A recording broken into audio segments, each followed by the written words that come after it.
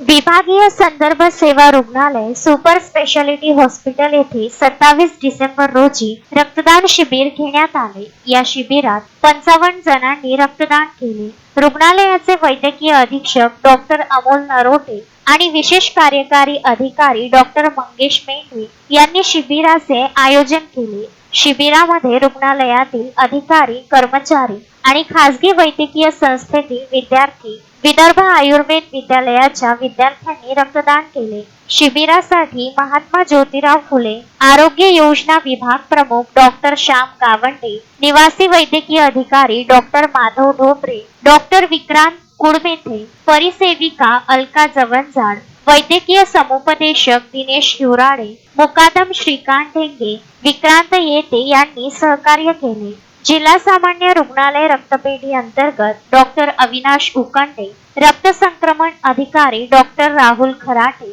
रक्त संक्रमण अधिकारी मिलिंद तायडे, जनसंपर्क अधिकारी संगीता गायधनी, मंगेश उमप, प्रवीण कळसकर यांनी रक्त संकलनाचे कार्य बघितले। Vidarbha news bureau, Amravati.